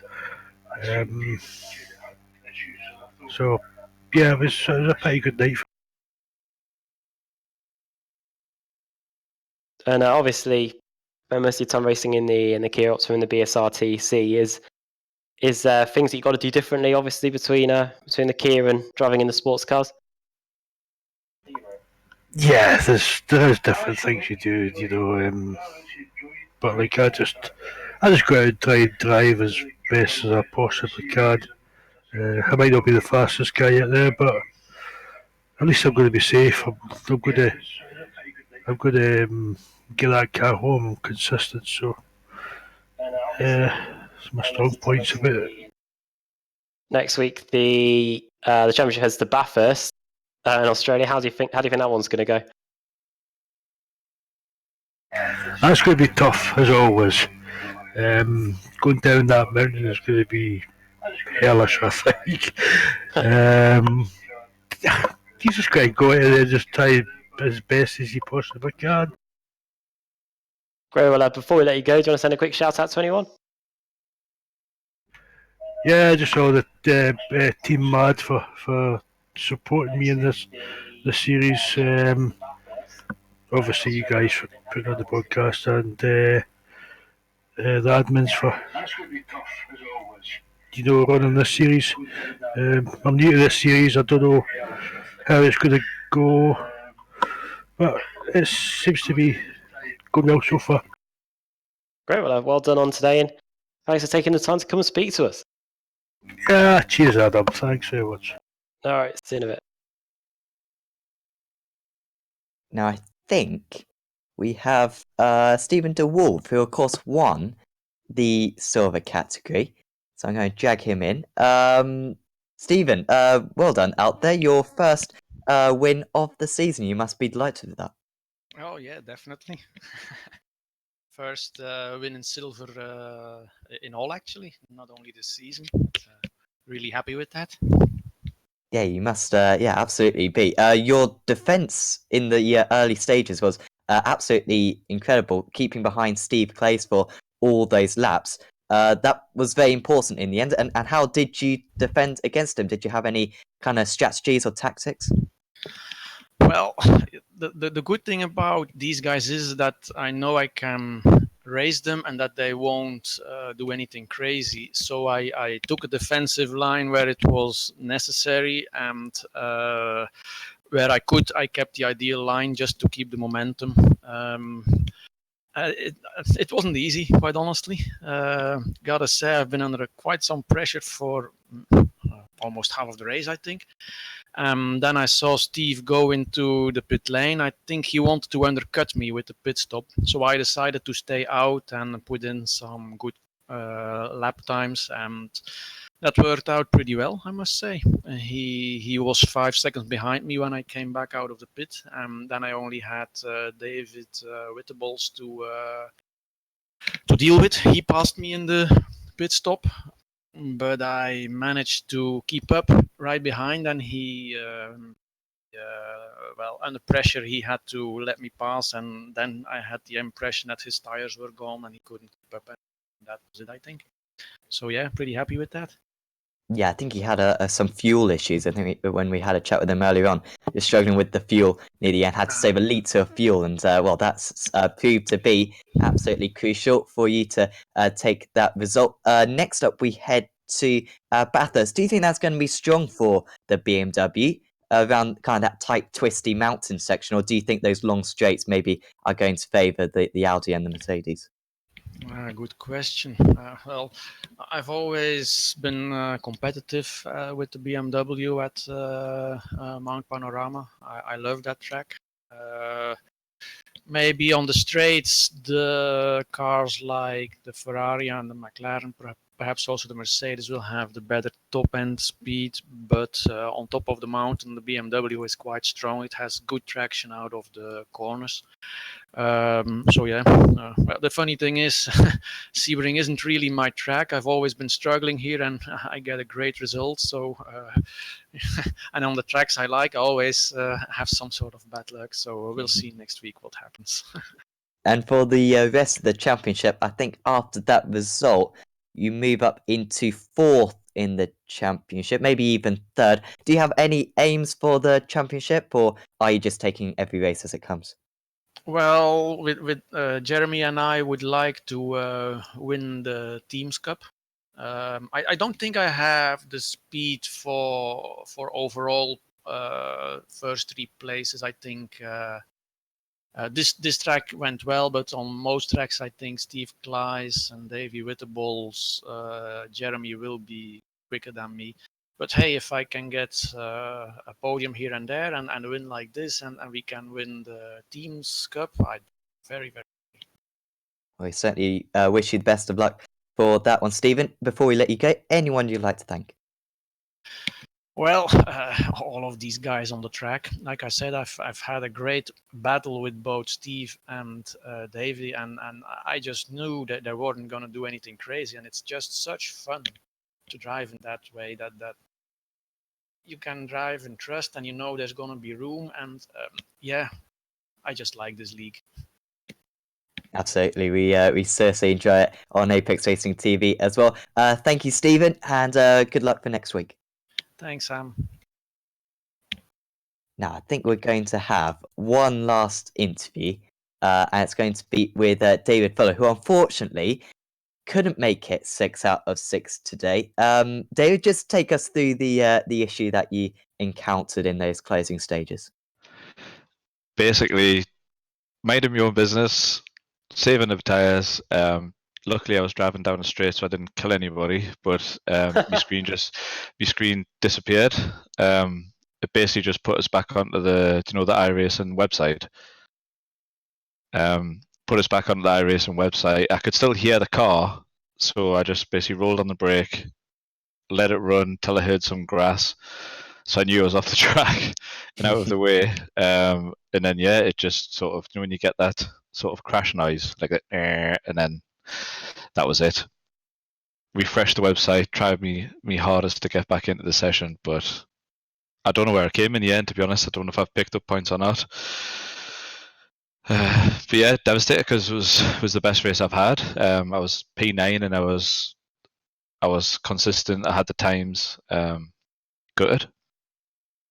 Yeah, we were talking to your teammate earlier on, Sam Bentham, and he kind of said that he really enjoys the circuit. But did you just find like a good setup, or is this a good track for you? Because you're ever so strong in qualifying and the race. Like you said, you're in the top 10, which is usually you're around kind of 15ish, but today comfortably in the top 10. I'm all right in Sebring. It's probably favour Sam more. It's definitely his favourite track, so I knew I had to sort of push myself a bit to make sure I was ahead of him, or at least on pace with him. But the qualifying, I just seemed to find a bit of space. I think my second lap, I got a bit of draft, but I still probably had about 2/10 left on the table. And then in the race, it was just a case of keeping it clean at the start. I think I had 2x when my game crashed. But I have to say though, I'm chuffed a bit for Sam because he's had a lot of bad luck the past few races with crashes and being in the wrong place at the wrong time. He's had some penalties as well. So I'm chuffed a bit that he got the win. Plus, it's still a Team GB Esports win, which goes towards our championship. Absolutely, 6 out of 6 for you guys in the Bronze Championship. Now, despite your non-finish today, you're still going to be 80 odd points clear in the championship. So till the end of the season, obviously, is it? Are you still just making sure that you win the championship? You got such a big advantage anyway. You can probably relax now from now to the end of the season. I was just having a joke with Davey there in the waiting area, and we both really want those shoes for winning the league. So yeah, I definitely want to win the league. I've got 2 drop weeks coming up. I'm on holiday the last 2 weeks in June, so I think I miss Seoul there in another track. So that's an opportunity for somebody to close the gap. But yeah, I just need to make sure I'm on my game when I come back. Yeah, I really want those shoes. Yeah, absolutely. Yeah, we certainly wish you the best of luck for finally getting that 6th win of the season. Before we let you go, anyone you'd like to thank? Yeah, I'd like to thank AMD for my CPU and Nvidia for my graphics card, because I don't know which one caused the crash, but yeah, I'm ever so grateful. And obviously you guys for hosting the broadcast. Top job. Thank you very much, David. Good luck for next week. We'll see you then. Yeah, thanks. I'll catch you next week. Well, I think that pretty much rounds off the interviews for this evening. And Adam, of course, your first time broadcasting this series for a little while, but well, it hasn't lost any of the excitement since you last saw it. Yeah, the level of competitiveness is still very much there, and it's come on even quite a bit from the last time I was here as well. Good to see the day to night racing didn't affect things too much, and I may not be back next time, but I will be keeping a little eye on what happens when the championship heads to Mount Panorama next week. Yeah, that should be absolutely fantastic fun. Next week, of course, tomorrow we've got the BSRTC Pro Series, of course. Oh, yeah. And on Saturday we've got we've got the UV8 Supercar Series, and also the Sim Racers Asia GTE Series. On Monday we'll have the Mazdas, I believe. On Tuesday we'll also have the Mazdas, and also, of course, we've also got the Aussie split of the IMSA Sports Car Series and the BOS Blancpain GT Series. And then, of course, next week you'll be back with us next Wednesday from Bathurst for round 7 of the DynamiXX Simracersworld GT Series. I think from now, from me, from Tyler, and from Adam as well, we'll say goodbye, and we'll see you next time.